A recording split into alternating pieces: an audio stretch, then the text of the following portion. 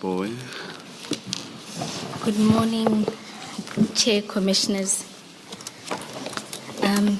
This morning, we will be proceeding with the witnesses covering the 6 December events of the Takedown. You will recall that in the last sitting, we dealt with members of the Hawks that came from the Toms division. And today, we will be dealing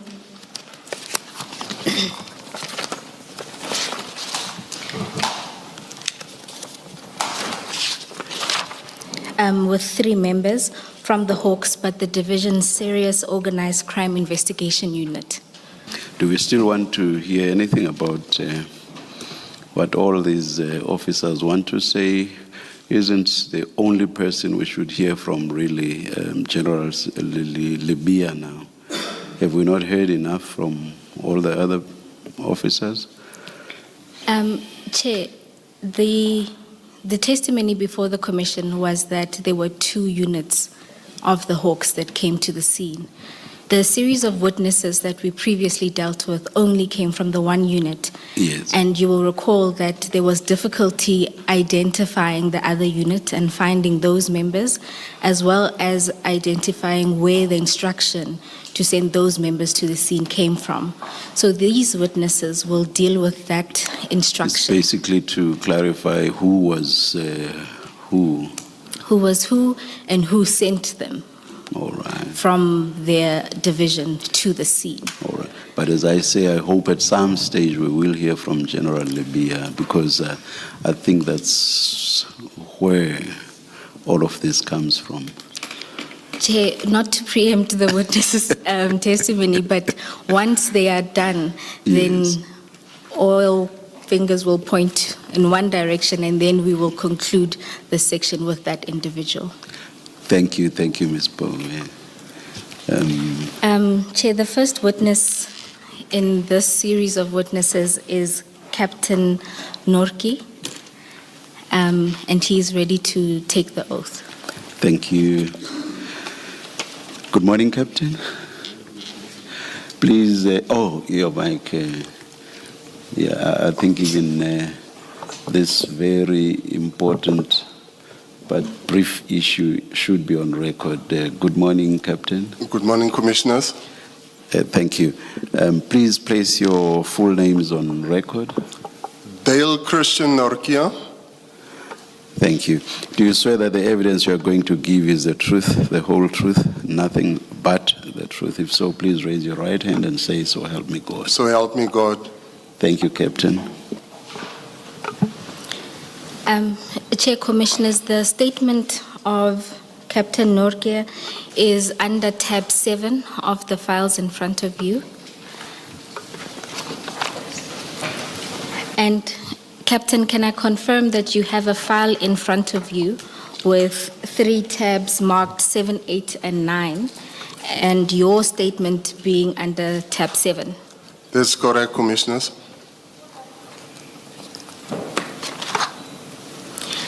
And Captain, in your statement, or in the file before you, there is an unsigned statement that we made corrections to. Can you confirm that this is the statement that's in your file? That's correct, Commissioners.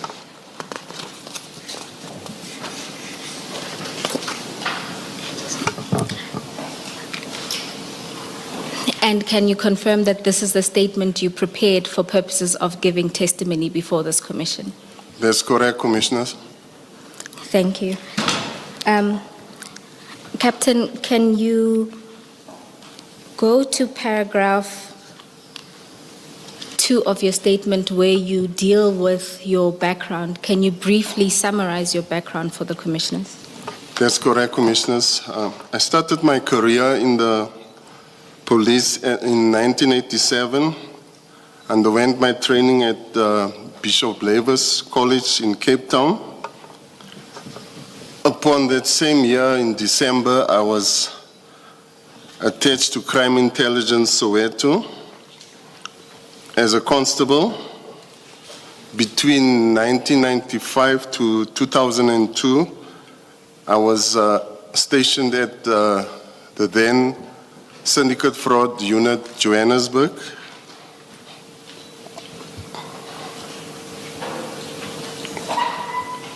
Should I proceed? And yes, please. And more recently, or after 2002, where were you stationed? From 2002 until 2007, I was stationed at the SANAP at OR Tambo Airport. From 2007, I was attached to the Serious Organized Crime Investigation Unit at DPCI. And this is the current division you're attached to? I'm currently at the Joburg office. Thank you, Captain. Can we then go to the events of the 6th of December? You described getting a call from your commander, Colonel Matlole. Can you explain what happened? Yes, on the 6th of December, which was on a Friday at around about 16:24, I received a call on my cell phone from Lieutenant Colonel Matlole from our office, whereby we had to attend to follow-up information in regard to people impersonating themselves as Hawks members. And once she had given you that information, what other information was provided to you regarding this? The address was given to us, which was number 137 Empire. Oh, that's not necessary, Captain. We don't need to disclose the address.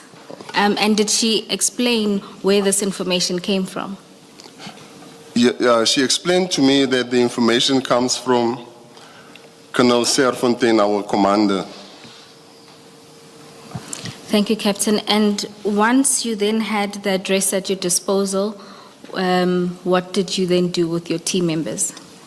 I informed my team members who were with me at that stage around the Bruma area, and we immediately proceeded to the address to go and verify the information that was given to us. And Captain, is there a reason that for this exercise to verify whether there were people at that Hawks members impersonating themselves there, that you would send yourself and 4 other team members? Is there a reason for this? The reason was basically just to go and verify the information. And for a verification exercise, was it necessary to send 5 individuals? That's correct, because we were a team there, and it would be more sufficient to have so many members there. And you then proceeded. How many vehicles did you use to go to the address? We proceeded to the address with 2 vehicles, a Golf and a BMW, white in color. And when you then arrived at the address, what transpired? Upon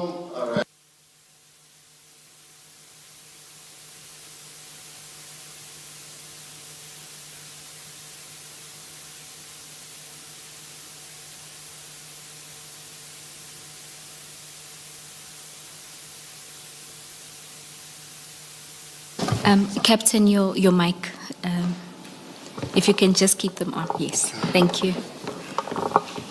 we immediately noticed that it was a police operation in progress. You first mentioned the time of your arrival. Please repeat that. Yes, Commissioners. We arrived there around about 5:15 And upon disembarking from the cars, we could notice that there was like a police operation in progress. Pardon? In progress, could notice that a whole lot of members around the vicinity of the crime scene. Police members clad in balaclavas and with rifles and sidearms.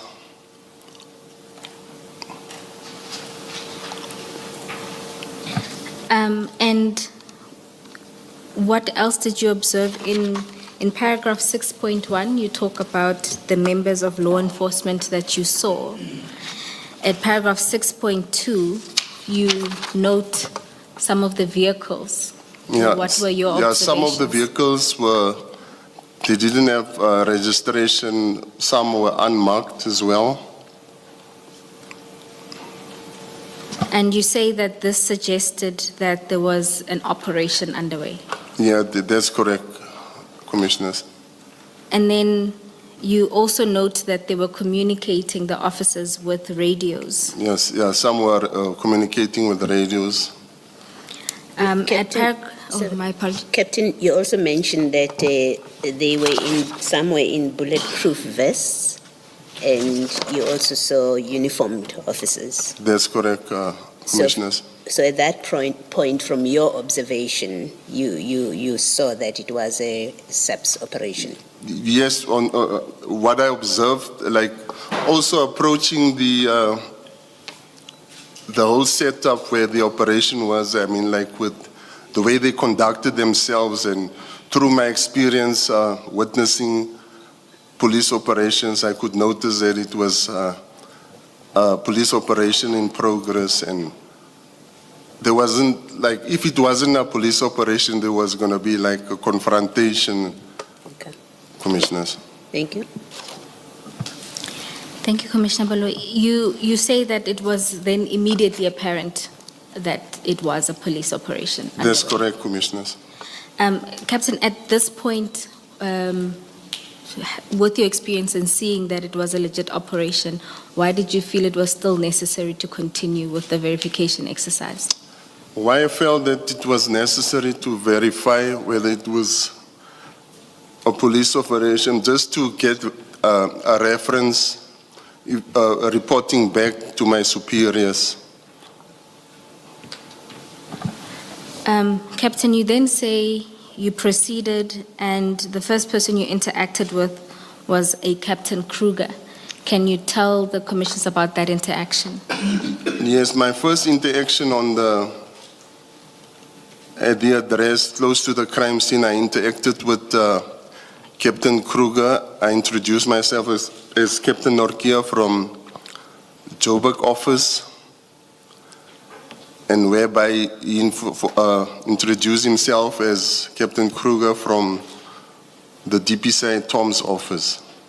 And he informed me that, he also confirmed that it was a police operation from a national task team in progress. Captain, at this point, you are now interacting with your counterpart from the Tom's division. Why was it not enough?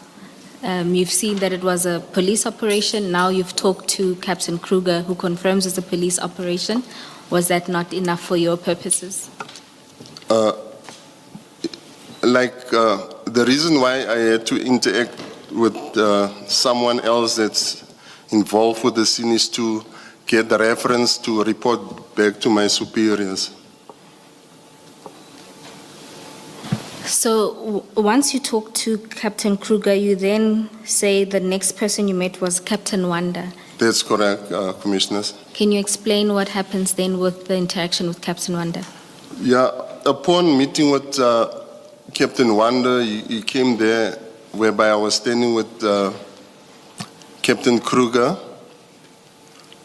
and he informed me that they were engaged with an operation whereby they executed a J50 warrant, an arrest warrant, as well as a J51 search and seizure warrants, whereby I asked him for a case number and or an inquiry number, and he didn't divulge that to us.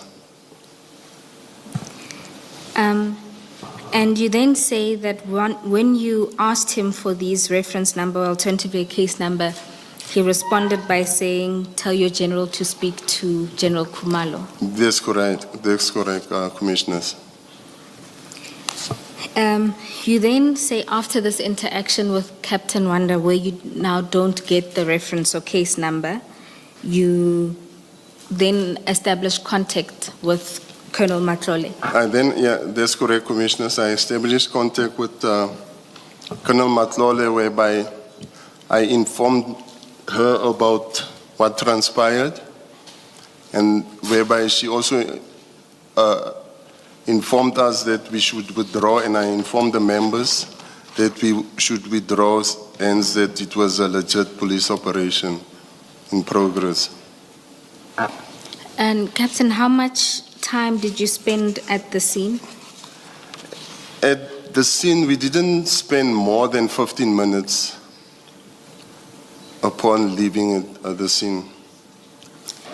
And then once Lieutenant Colonel Matlole said you can withdraw, what did you advise your team members?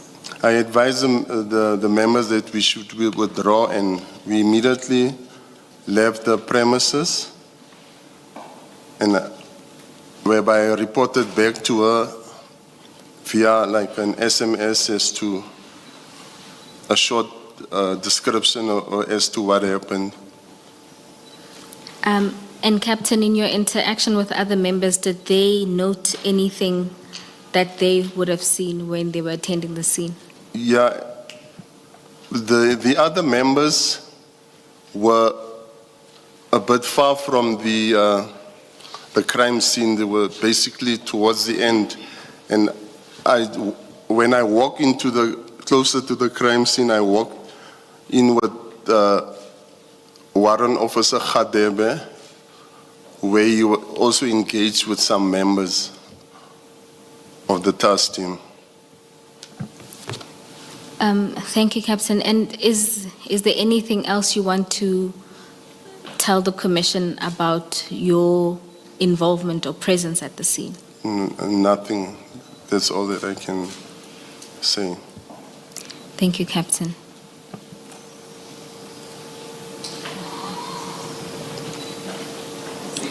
Captain, was this the first time, or do you have other experience where you've been instructed by your superiors to go and attend to a scene because of supposed information that someone is pretending to be a police officer?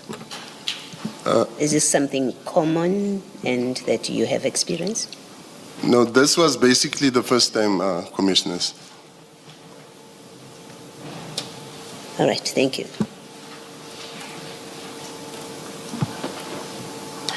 Good morning, Captain. Morning, Commissioners. How are you? Well, and self? I'm good.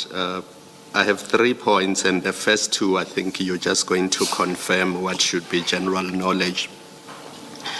The address where you are based in Diagonal Street, from there to this address at Sandhurst, it's about 11-12 kilometers, right? I think it could be more than that, Commissioners. Yeah. I've checked, I think it's 12 kilometers. And the point I want to make is really that if the team from the Diagonal Street office could go to Sandhurst to verify that this is a legitimate police operation, there was no need to bring people from Pretoria North and people from Mogale City to come and verify the same thing, because the team from Diagonal Street could clearly do that. And based on what you are telling us, you did in fact go there and verify that this is a police operation. That's correct, Commissioners. Yeah. So I'm worried about what the Pretoria people and the Mogale City people were doing at this address in Sandhurst. The other thing is, in your statement, you say immediately when you got there, it's paragraph 7, you could see that this is an official SAPS operation. So you saw that immediately when you got there. Now, what entitled you to a reference number and a case number in relation to the J51? Once you know that these are the police and you can see that your Tom's colleagues are there, you fulfilled your mission, because your mission was to go there and check if there are people impersonating the Hawks. Once you got there and you see that they are legitimate Tom's people, they are legitimate SAPS people, that's what you were sent there to do. And that's all you needed to report back on. I don't understand why you needed the J51 reference number or the case number for the operation, because that borders on interference. Yes, Commissioners, can I just explain why I needed the reference number? The reason why I needed the reference number is to report back to my superiors as to, like, normally what happens, I have to report back using a reference as to we engaged with the investigators there, and they were engaged with this operation using this case number or this inquiry number. It was for our own reference as well. But you are interrupting what they are doing, because if you are saying they must now stop and attend to you and give you details of the operation, you are interrupting what they are doing. That's my problem. Commissioners, we were not interrupting with them because they came to us.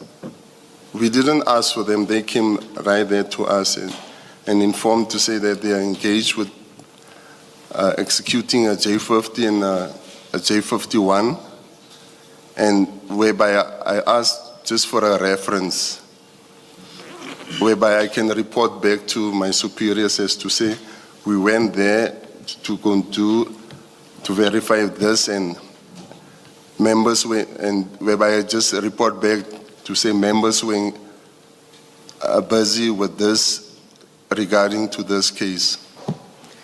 I don't think you needed a reference number for that, and you could still report despite the fact that you were not given a reference number. But it's a reference that would be needed from our office. Did you get it eventually, the reference? I didn't get the reference number because Captain Wanda informed us to say that he wouldn't divulge any much more in regard to the case. It's just what they were busy with, executing the J50 and J51 warrants. So my point is you could still report to your superiors without the reference number, because that was not necessary. I could, that's why I reported it without the reference number with the commissioners. Thank you. Captain, what did Captain Colonel Matlolo say to you when he gave you the instruction?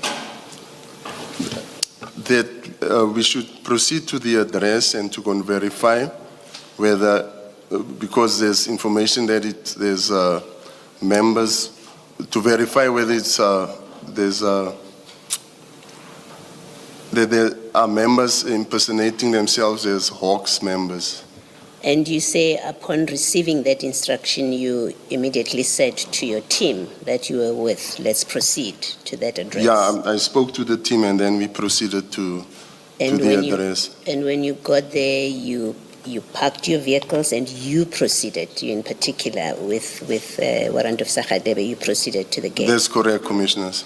Was there any discussion amongst your team, you and your team, what you're going to do when you get there? Yeah, upon receiving the information, I informed them the discussion was about to go and verify whether there were genuine Hawks people there. Yes. You didn't know what you were going to find there.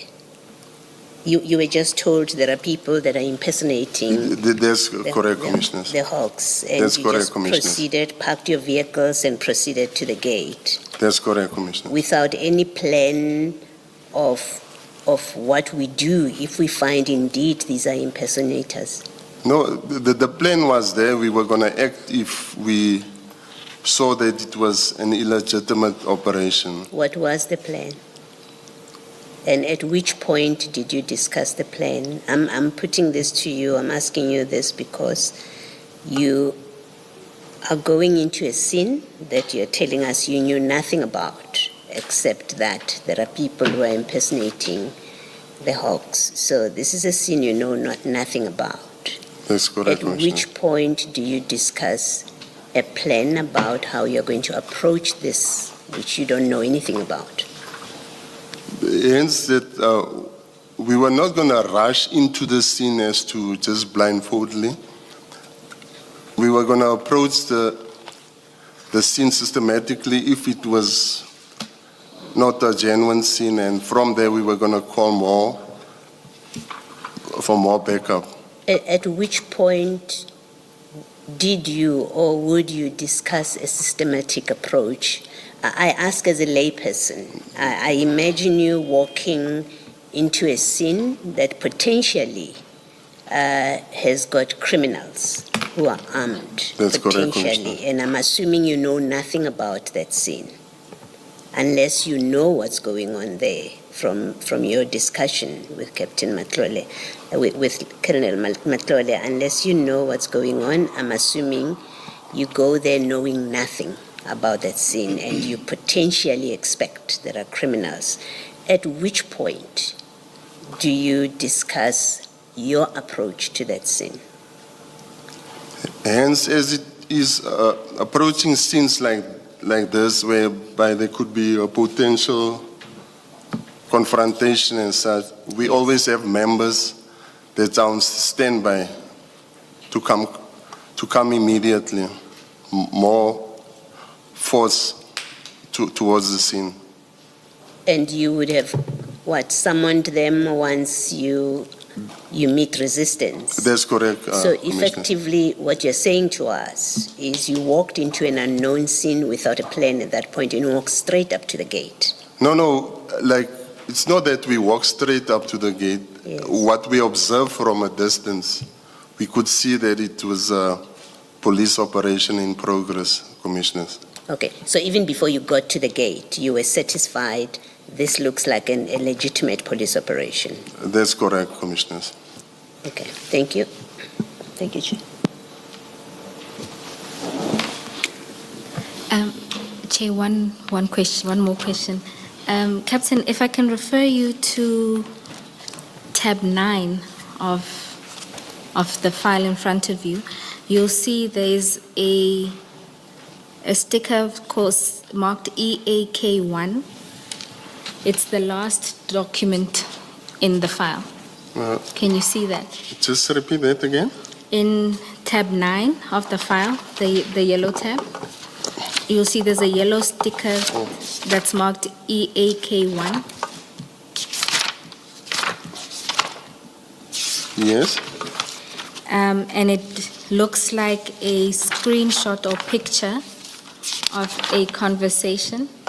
At the top, it says EAK1, Colonel 𝐟𝐸𝐵𝐻𝐿𝐵𝐻𝐿. Yes, I see it. And that is a incident report That's that correct. was sent to Colonel 𝐟𝐸𝐵𝐻𝐿𝐵𝐻𝐿. Have you seen that incident report before? Yes, I've seen it before. And is this an account of what happened?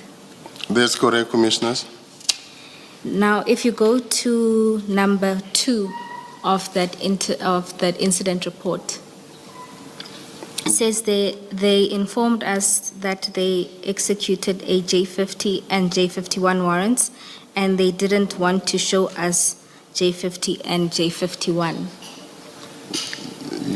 That's correct, Commissioners. Following on Commissioner Khumalo's question, did you ask to see those J50 and J51 warrants? No, I did not want to see them or ask for them, Commissioners. So is that not an accurate reflection then of the incident report? Just a rephrase? Is point 2 accurate, an accurate description of what transpired? That's correct, Commissioners. But you note... before you say it's incorrect, were you at the same place all the time whilst you were at the premises?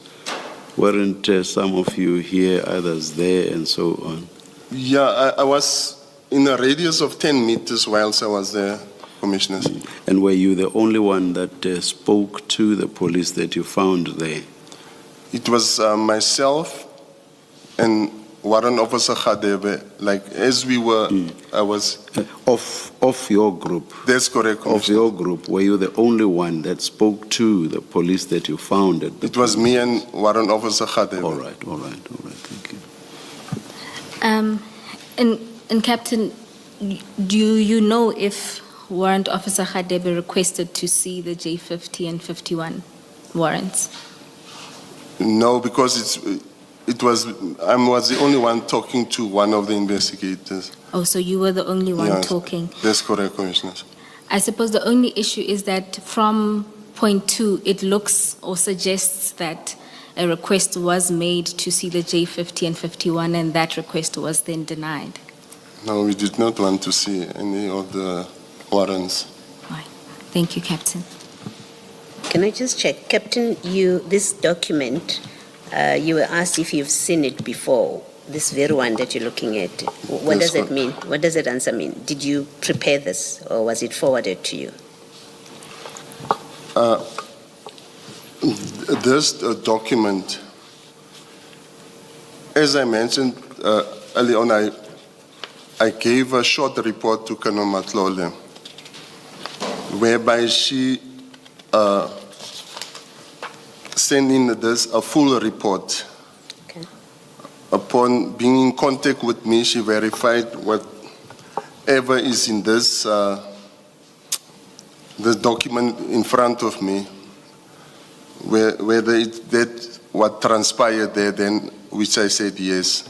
Okay, so you didn't prepare this? No, this I didn't WhatsApp prepare. message? She wrote it and confirmed to me that it was. Is that the document? Okay, can I just confirm this with you? In that item 5, it says their vehicle were not having registration plates on. That from your statement, doesn't seem to be an accurate reflection of the vehicles that were there. I think in your statement you say some vehicles. That's correct, Commissioner. Okay, so to the extent that this represents, this number 5, may represent that all the vehicles of the people that were running the operation. No, did it's not all the have- vehicles, That's not Commissioner. correct. All right. Thank you. Thank you, Ms. Bell. Thank you, Captain. Commissioners, we don't have any further questions for this witness. Thank you, Ms. Paul. Thank you, Commissioner. Thank you very much, Captain Nortjie. Thank you, Commissioner. Thank you. Thank you, Chair. Chair, we request a 10-minute adjournment to get the next witness set